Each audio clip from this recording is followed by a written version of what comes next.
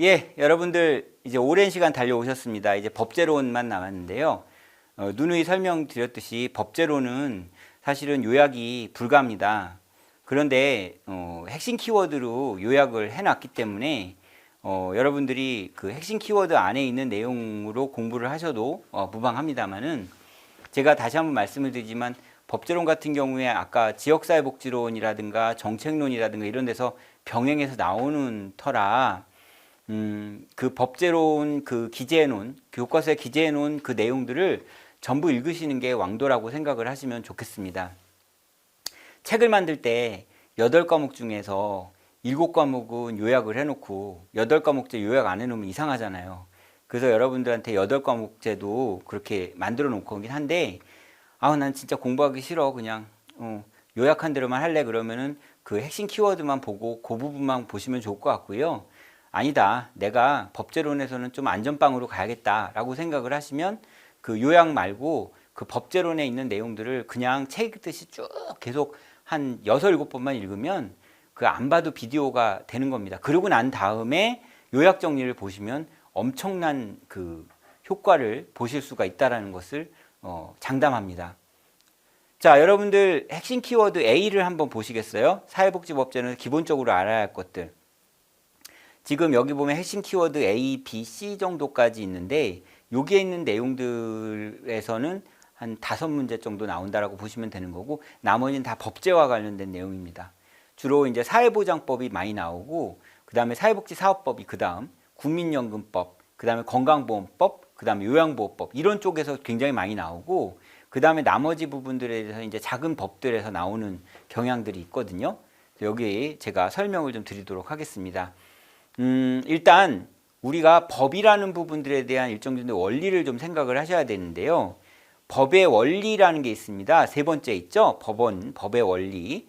성문법, 불문법, 자연법, 실정법, 일반법과 특별법, 이렇게 있는데요. 이 성문법이라는 건 뭐냐면 글로 쓰여진 것을 성문법이라고 얘기를 합니다. 헌법이나 법률 이런 것들이 성문법이라고 얘기를 할 수 있는 거죠. 그 다음에 이제 그 불문법이라는 것은 말 그대로 법으로 쓰여져 있지 않은 거다라고 얘기를 할 수 있는 겁니다. 그래서 여러분들 책에 몇 페이지에 있냐면은 345페이지에 보시면은 법원, 성문법, 헌법, 법률, 명령, 자치법 규순, 이거 순서도 되게 중요한 부분들이고요. 불문법은 관습, 판례, 조리 등도 법원으로 인정되는 보충적 역할이다라고 얘기되어 있습니다. 자연법과 실정법, 일반법과 특별법에 대한 내용들이 나와 있죠. 이 법원에 대해서 명확하게 알고 계셔야 될 필요가 있습니다. 헌법이, 사회복지의 법원이 뭐냐? 사회복지의 법원. 사회복지의 법원은 뭐냐면 헌법이 사회복지의 법원입니다. 제가 지금 몇 번 얘기했어요. 사회복지의 법원이 헌법이다. 헌법 안에 사회복지의 정신이 들어있다, 안 들어있다? 들어있다가 돼버린다는 얘기죠. 이런 것들 아시면은 한두 문제 맞출 수 있습니다. 자, 그 다음에 저는 솔직히 인정하고 싶지 않지만 법률은 어디에서 제정한다? 국회에서 제정한다 라고 얘기를 하고 있습니다. 여러분들이 텔레비전에서 보면 국회가 맨날 싸우기만 하는 것만 봐서 정확하게 이해를 할 수도 없을 수 있겠지만, 법률은 분명히 국회에서 제정을 합니다. 그렇지만 법률안이 있어요. 여러분들 법률과 법률안은 틀려요. 법률안은 국회에서 제정하는 게 아닙니다. 이것은 뭐 어디서 제정한다? 뭐 행정부처에서 제정할 수 있고 우리 국민들도 낼 수 있는 부분들이라고 보시면 좋을 것 같습니다. 자, 그 다음에 이제 명령이 중요한데요. 이 명령이 왜 중요하냐면요. 얘는 되게 놀리는 것 같아요. 시험 보는 사람들 놀린단 말이에요. 어떻게 놀리냐면은 명령을 내리는 사람은 2사람밖에 없어요. 우리나라에서 유일하게 명령을 내릴 수 있는 사람은 2사람입니다. 누구냐? 대통령과 천상천하 유아독존, 그 다음에 1인지하 만인지상, 누구예요? 국무총리죠.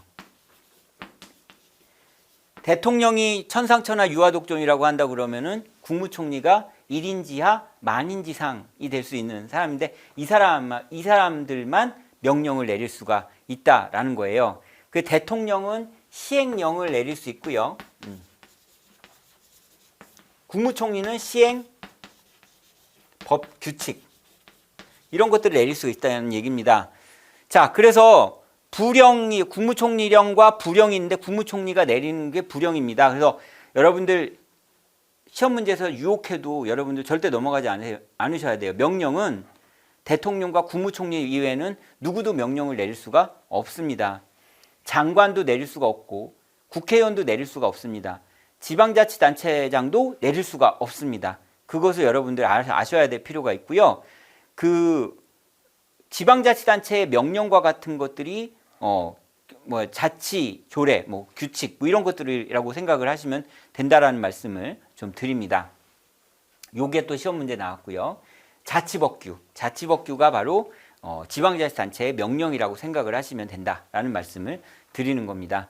자, 그 다음에 국제법이라는 게 있는데 여러분들 이제 법을 읽어보시면은 국제법과 관련돼 가지고 외국 사람도 우리나라의 법에 대해서 적용받을 수 있고 규정받을 수 있다라는 얘기가 되는 거죠. 이런 것들 아시면 되고 관습법, 판례법에 대한 정의, 조리가 요새 가끔 가다가 시험에 나오는 경우가 있습니다. 조리라는 부분들은 사물의 본질적 원칙을 뜻해서 법 해석의 기본 원리와 보충 원리 작동, 특히 헌법 수준을 해석할 때 동원이 되고 비례의 원칙, 부당결부 금지 원칙 적용이 됩니다. 이 얘기는 뭐냐면요. 판사가 이 법하고 상관없이 이건 인지적으로 이렇게 해야 되지 않겠니? 라고 하는 것들을 우리가 조리라고 얘기를 합니다. 그래서 여러분들 그러잖아요. 조리껏 하라고. 그런 거라고 연결시키시면 된다라는 말씀을 드리는 거고요.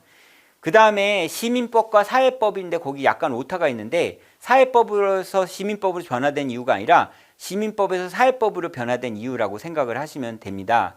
자, 그런데 여러분들 시민법은요. 기득권의 법이다 라고 말씀을 드립니다. 그래서 시민법이라는 건 기득권만 하는 거기 때문에 내 돈 내산이라는 것이 계약자유의 원리고 과실 책임의 원리는 노동자가 일을 했는데 그게 왜 내 책임이냐. 노동자가 지가 잘못해서 그런 거를 이렇게 해도 처벌을 받지 않았어요. 그러니까 이제 시민들이 진짜 국민들이 화가 나겠죠. 그래가지고 열받아가지고 혁명을 통해서 만든 법이 뭐다? 사회법이라는 거죠. 그래서 여러분들 시민법은 좋은 게 아니에요. 사회법이 좋은 거지.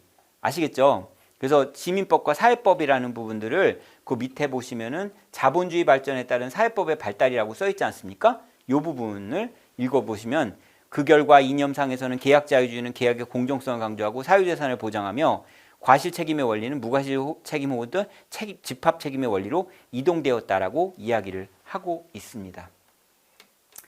자, C부터 핵심 키워드 C부터 한번 보세요.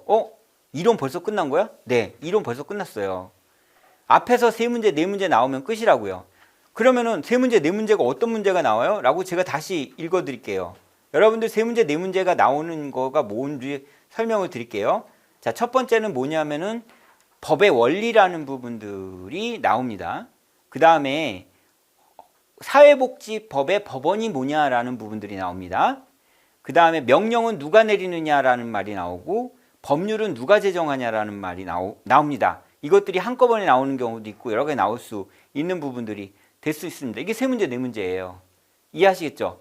그러니까 그 핵심 키워드 A와 B를 본다고 그러면은 별거 없어요. 예. 그렇게 생각을 하시면 된다라는 말씀을 드리는 겁니다. 그래서 시민법과 사회법이라는 부분들이 원리라는 것만 생각을 하시면 좋은 것 같고요.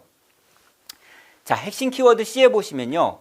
자, 사회보장기본법 각 법조문에 대한 이해가 중요하다고 얘기했는데 사회보장기본법의 목적과 기본 이념, 사회보장기본법의 목적은 뭐냐, 기본 이념은 뭐냐 이런 것들 물어보는 문제가 나옵니다. 그 다음에 사회보장은 정의가 뭐고 사회보험은 정의가 뭐고 공공부조는 정의가 뭐고 사회부 서비스 용어 정의는 뭐냐 이런 것들에 대해서 물어보는 경우가 있습니다.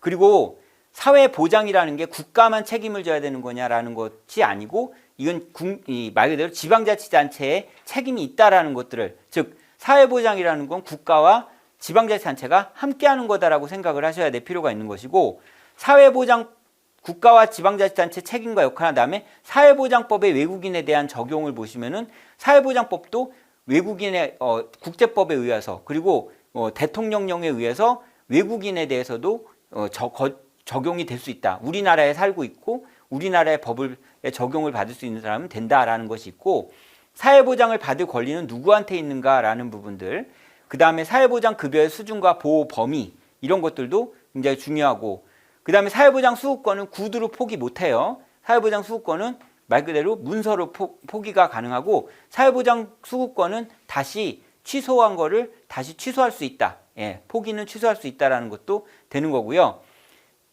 중요한 게 뭐냐면 사회보장위원회 위원장이 누구냐? 예, 사회보장위원회 위원장은 국무총리다. 대부분 사회보장위원회 그러면 보건복지부 장관이라고 생각하는 경향이 있는데 국무총리다라고 얘기를 하는 겁니다. 그 다음에 사회보장기본법에서 민간 사업자가 참여가 가능하냐라고 얘기하면은 민간 사업자가 왜 참여를 해? 걔네도 영리하는 거 아니야? 그래도 민간도 참여가 보장된다라는 것들을 말씀을 드리는 겁니다. 이런 식으로 여러분들 사회보장기본법에 대한 것들에 대한 내용을 공부를 하시면 됩니다. 그 밑에 법들 잔뜩 있죠. 이 법들을 읽어보셔야 될 필요가 있고요. 그 다음에 사회복지사업법에서 보시면요. 사회복지사업법의 기본 이념, 사회복지사업법이란 뭐다라는 것들이 있고 사회복지사업법의 사업 종류에 대한 이해, 약 한 가나다라 마바사 아자차카타파 건어더러 먹어서 어저처커터퍼허까지 있는 이게 이 영역을 보셔야 돼요. 다음 중 사회복지사업법이 아닌 것은 이런 식으로 되어 있는 경우들이 많습니다. 그 다음에 사회복지사업법에서 사회복지관의 정의 이런 것들을 알아두셔야 되고 그 다음에 되게 많이 나오는 게 사회복지의 날과 사회복지주간의 인지 15조 2항에 있는 사회복지의 날이 며칠이냐 9월 7일이다. 그리고 9월 7일을 기준으로 해가지고 일주일 동안 사회복지주간으로 한다라는 것이 시험 문제에 많이 나옵니다. 그 나머지는 지역사회복지론에서 제가 얘기한 것들이 주로 나오는 경우들이 있고요. 그 다음에 이제 뭐 한국사회복지협의회 뭐 이런 것들에 대한 내용들이 있습니다. 이것도 마찬가지로 사회복지사업법도 이런 식으로 공부를 하시면 된다라는 말씀을 좀 드리고요. 자, 그 다음에 법이 뭐냐라고 한다고 그러면은 바로 국민기초생활보장법입니다. 국민기초생활보장법에서는 국민기초생활보장법의 목적, 최저생활보장, 자활원조, 수급권자, 수급자, 보장기관, 부양의무자, 최종보장 수준, 최저생계비, 소득인정액, 차상계층 기준중위소득 등의 용어에 대한 정의 및 이해 이런 것들을 아셔야 돼요. 왜? 수급권자랑 수급자를 헷갈리게 만들어 놓거든요. 수급권자는 이 수급 국민기초생활보장을 받을 수 있는 권리가 있는 사람을 수급권자라고 하고 수급자는 현재 받고 있는 사람을 수급자라고 얘기를 하거든요. 이런 것들에 대한 정의. 그 다음에 국민기초생활보장 급여의 원칙과 기준. 그 다음에 외국인의 특례. 국민기초생활보장법 외국인에 대한 특례. 이게 되게 중요합니다. 그 다음에 국민기초생활보장법의 최저보장 수준의 결정. 이런 것들이 있고요. 그 다음에 쭉 내려보다 보면은 국민기초생활보장법을 넘어서 자활급여. 그 다음에 광역자활센터, 지역자활센터 설치 및 기능, 자활기업 운영자금 및 지원체계, 자활기금 적립 자산 형성에 대한 인지, 특히 자활기업 운영자금 및 지원체계, 자활기금 적립 자산 형성에 대한 인지는 최근 3년 동안 한 번도 빠지지 않고 나왔던 문제라고 생각을 하시면 될 거다라는 것을 알고 계셔야 됩니다. 그 다음에 보장시설과 보장기관이 뭐냐. 보장기관은 국민기초생활보장법에서는 지방자치단체를 얘기하는 거고 보장시설은 사회복지시설을 의미하는 거다라는 것 정도. 생활보장위원회는 어떻게 구성되어 있는가라는 것들을 보셔야 되고요. 기초생활보장계획의 수립 및 평가는 3년, 국민기초생활보장법의 수급권자의 권리와 의무는 6장에 들어가 있다는 것들을 알아두셔야 될 필요가 있습니다.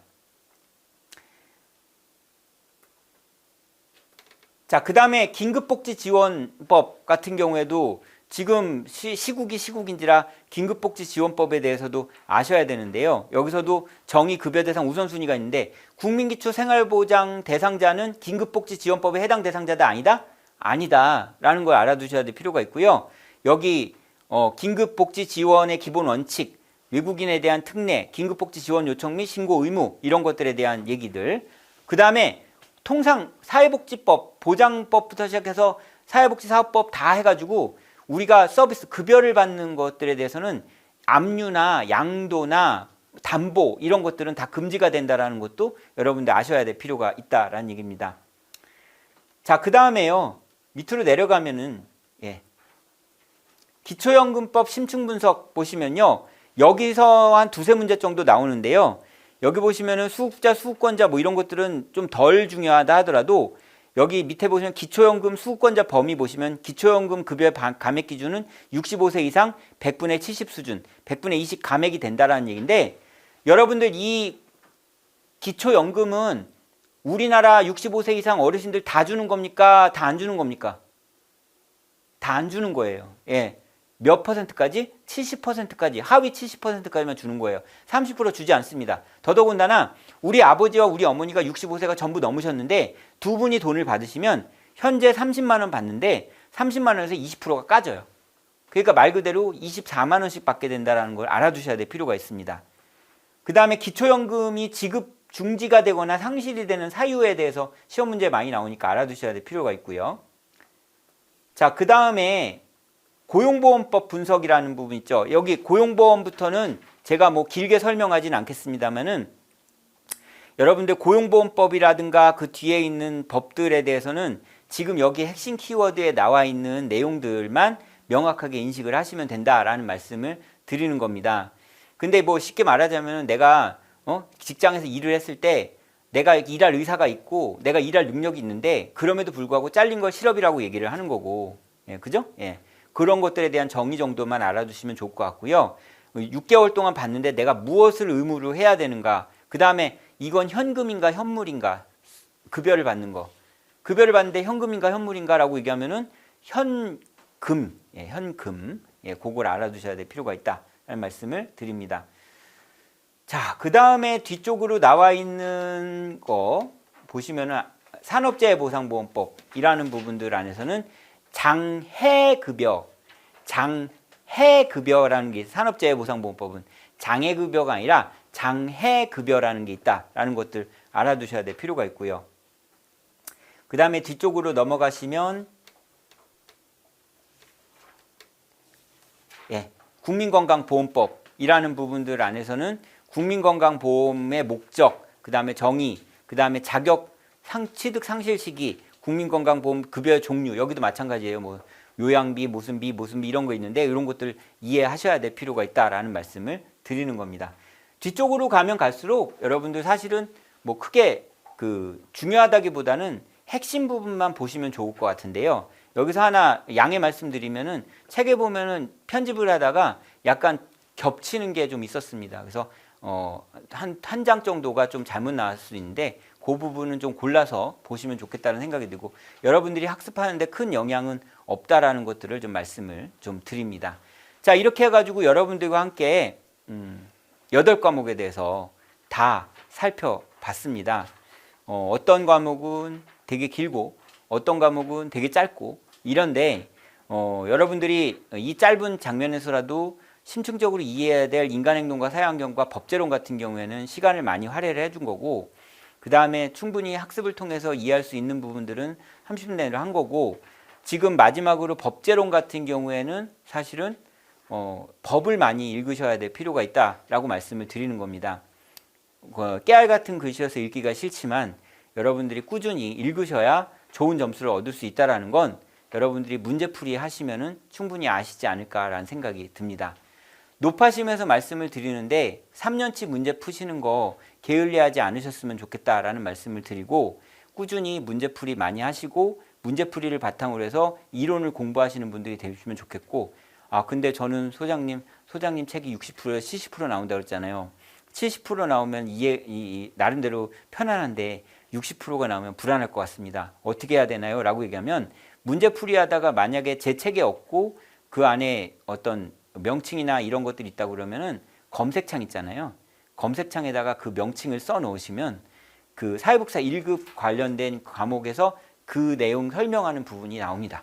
그런 식으로 여러분들 공부하시면 좋겠다라는 말씀을 드리고, 아니 3번씩 읽으면 3번씩 공부하면 저 책이 까매질 텐데 그러면은 기출문제를 사야 되나요? 라고 얘기한단 말이죠. 기출문제 사실 필요가 없어요.